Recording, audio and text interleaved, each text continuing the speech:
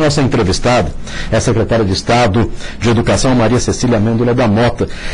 Nós vamos primeiro querer saber quais são os avanços deste ano de 2015 relacionado à educação. Secretária, bom dia, um prazer recebê-la aqui no programa Tribuna Livre. Bom dia, Marquinhos, bom dia, Sérgio Cruz, pela chance de estar aqui com vocês. Acho que é um balanço mesmo, terminando o ano, o que a educação avançou, além do diagnóstico que esse ano foi feito. Eu acho que a gente tem que, primeiro tomar pé da situação. Então, a gente conseguiu, na verdade, trabalhar, em primeiro lugar, com os diretores de escola. Foi um ano bem difícil no início, era ano de eleição, que tinha que ter sido feito em novembro do ano passado, que foi deixado para a gente, e nessa negociação com o sindicato dos professores e com o governo do Estado, a gente conseguiu, então, alcançar a meta 19 do Plano de Educação, que seria o merecimento do diretor e a consulta da comunidade. Então, nós fizemos um processo com a Universidade Federal de Juiz de Fora, fizemos a formação de 4 meses, uma avaliação,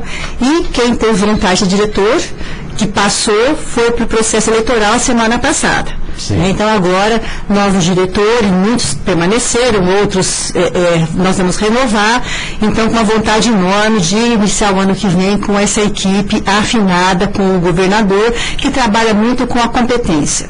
Acho que o avanço que pode ser colocado aqui foi a negociação com a Universidade Estadual de Mato Grosso do Sul nos cursos de mestrado, de pós-graduação e de mestrado.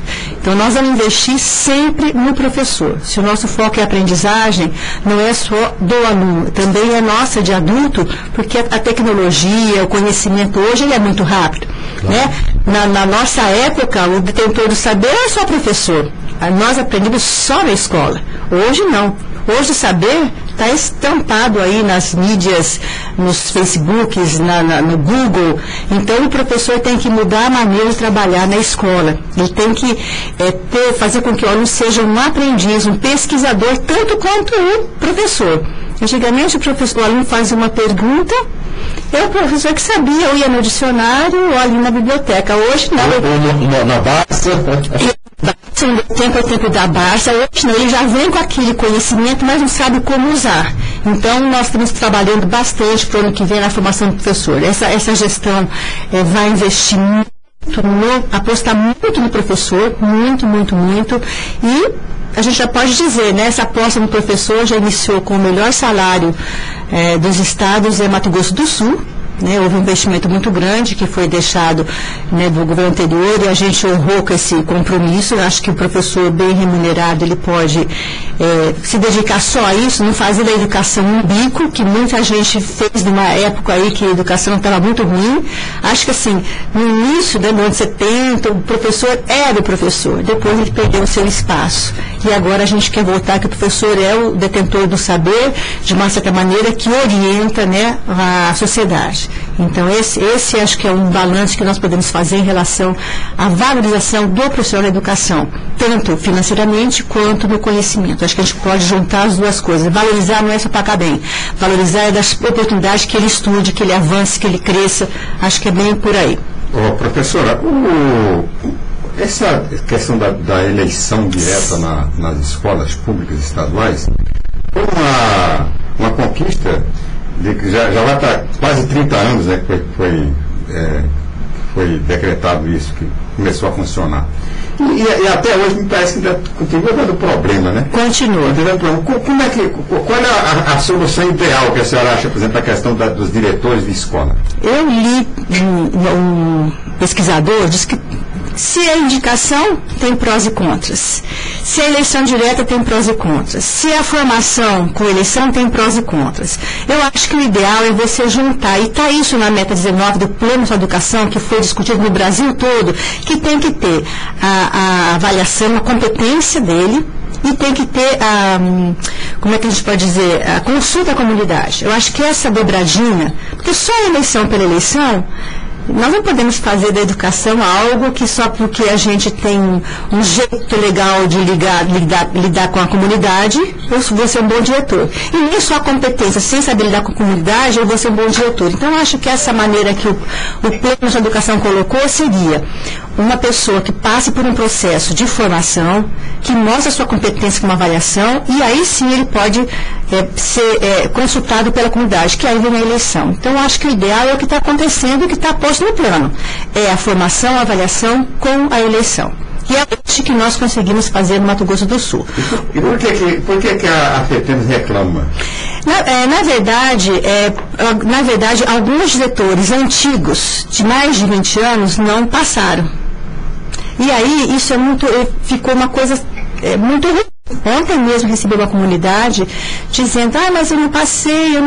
Acontece às vezes de você não passar até no vestibular.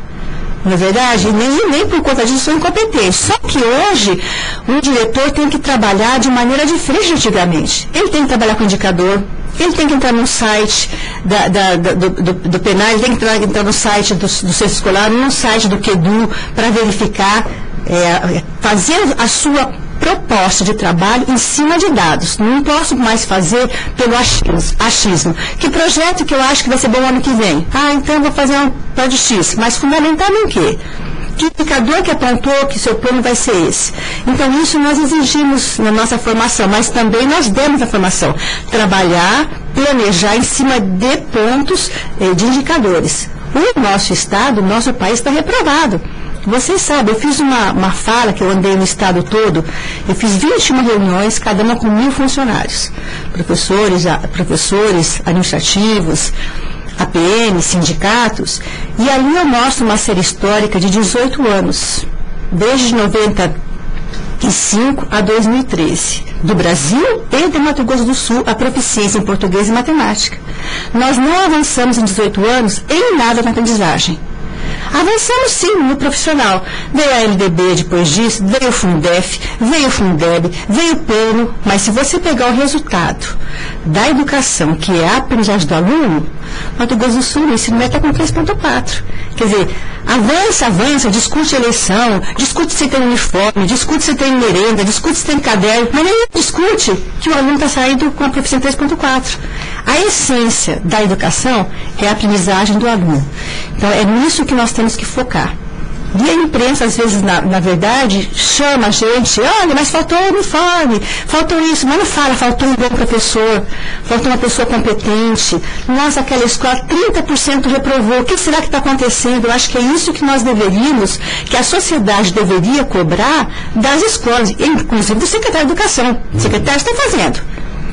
Então, avançando. Então, eu andei no estado todo mostrando um panorama de indicadores de proficiência em português e matemática numa série histórica de 18 anos. Isso, para a gente, é o que nós queremos que os diretores façam.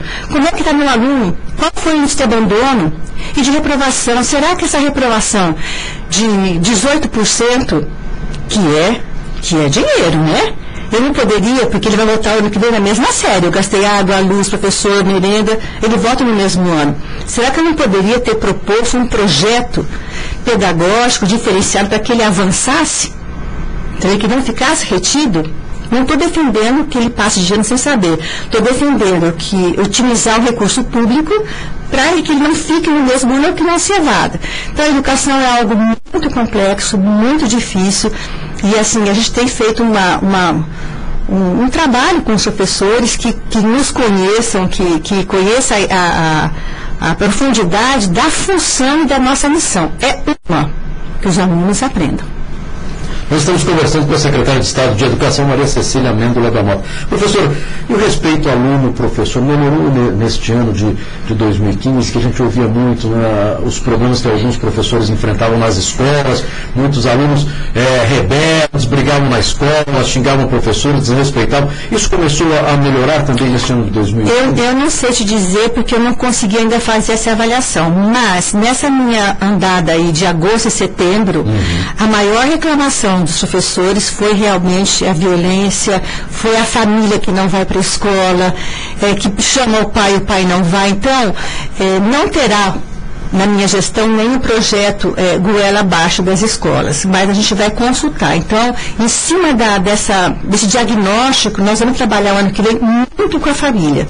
A escola hoje tem que chamar a família para dentro, porque a família deixou a escola como o único responsável pela educação, pela formação, e isso não é papel da escola. Também é, mas não só é isso. Acho que a família tem que fazer o papel dela.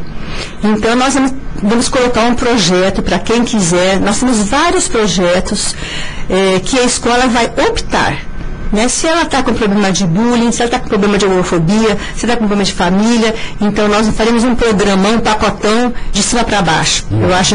Eu acredito no projeto político-pedagógico da escola, que é feito com a comunidade, pais, a PM, professores, o que é que a escola precisa no ano de 2016, fundamentado nesses dados que ele tem que ter. Quantos aprovaram, qual a proficiência de português, de ciência, história, geografia, e que eles construam. Bom, este ano nós precisamos de focar num projeto voltado para a família. Nós vamos ter.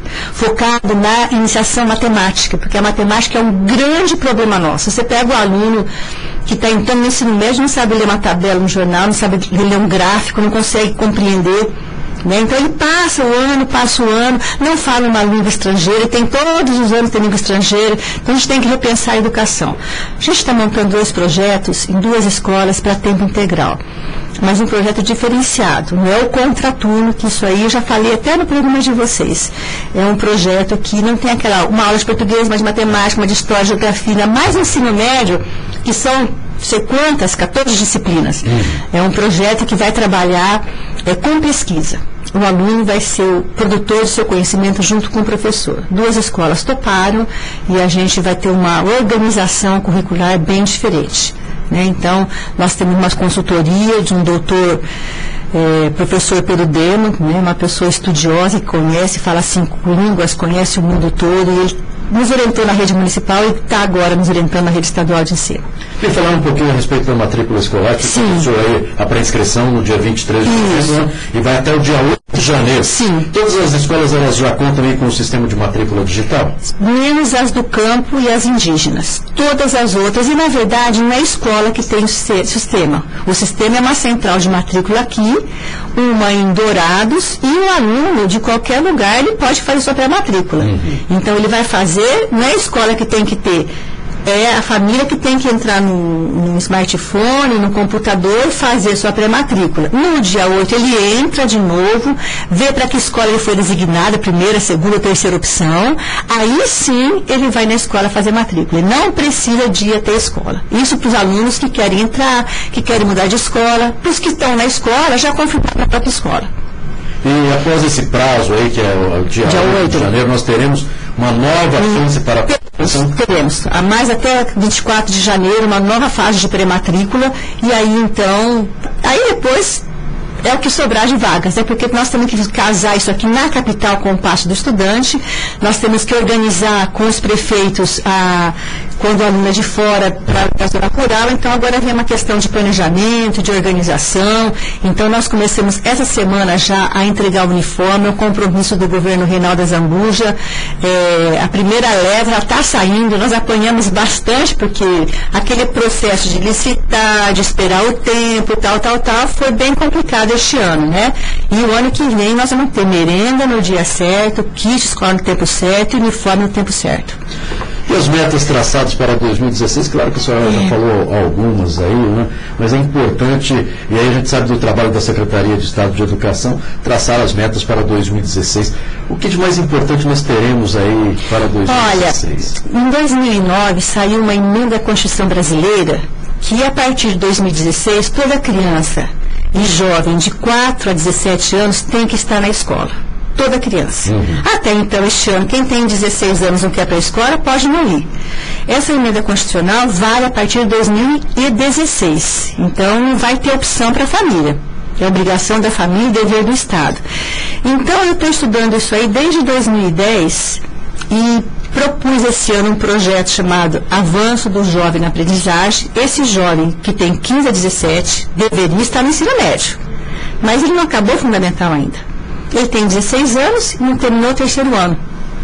não dá para ele ficar numa turma de terceiro ano. O professor não é mágico de fazer um conteúdo significativo para 9 anos e 16 anos. E também não é um jovem que deve ficar na EJA, um jovem de 16 anos, que tem a mesma vontade de estudar com um homem de 40 anos. Então, fizemos um projeto só para esse jovem, para ele avançar mais rapidamente em 7 municípios. Deu muito certo. Agora, então, vamos colocar o AJA em 38 municípios. O que vai acontecer com a rede pública estadual? Primeiro que esse menino, que o professor fala, nossa, mas é um menino irreverente, ele está no meio da meninada. Não é que ele é irreverente por conta da faixa etária dele. Ele não vai estar mais naquela sala de aula. Ele vai estar num projeto que só tem meninos de 15 a 17. Então, tem um material elaborado, também diferenciado, um professor convocado que também tem essa linguagem jovem. É um projeto de resgate educacional e de resgate social. É um coordenador, um professor que topa ver um boné de trás para frente, que topa ver um piercing, que gosta de uma tatuagem, que fala a linguagem do jovem. Eu acredito muito nesse projeto, acho que nesse projeto que vai avançar e de resgate social. Acho que o governador Reinaldo Zambuja está acertando nesse resgate social. E está na lei, né? Então, ano que vem está na lei. O Brasil inteiro, os municípios têm que tocar 4 e 5 anos por obrigação e o Estado 15 a 17 anos, por obrigação. Eu recebo aqui um WhatsApp, deve estar relacionado com relação à pré-matrícula. Sim. É a Escola Agrícola 3 Barras, como é que faz? A Agrícola 3 Barras é do município. Então, não é do Estado. Já está respondido, vai ter que entrar em contato com a Secretaria Municipal de Educação. Secretária Maria Cecília, quero agradecer a sua participação no programa Tribuna Livre, deixar à disposição os microfones, né, da FM Capital e também aqui do nosso programa. Lembrando que o que nós precisamos, e eu acho que aí entra realmente a família, é pedir para que o seu filho, né, tenha realmente a vontade de aprender. Não é para ir para a escola para brincar, para arrumar confusão, mas realmente aprender, né? Porque eu acho que isso é importante. Nos dias de hoje é tão necessário. Não é ficar só aí WhatsApp, Facebook, ficar viajando pela internet e aí, de repente, o que você precisa mesmo aprender, você deixar de lado, ou seja, a escola. Eu acho que isso é muito importante. É verdade, também concordo. Eu acho que a população e a papai e mamãe precisa fazer com que o seu filho vá à escola. Olha, e o mais importante, também vá na escola para saber como é que seu filho está se comportando. Não deixe para que o professor resolva coisas que você, pai, você, mãe, precisa resolver. Claro que eles estão ali para ensinar agora. Educar, né? Aquela educação que a gente fala que vem de berço, essa aí você precisa, você papai e mamãe. Esse berço está faltando. Parabéns pelo trabalho. Que 2016 seja realmente um ano de muitos avanços na educação para o nosso estado de Mato Grosso do Sul. Eu agradeço, Marquinhos, Sérgio Cruz, muito obrigado pela oportunidade. Conversamos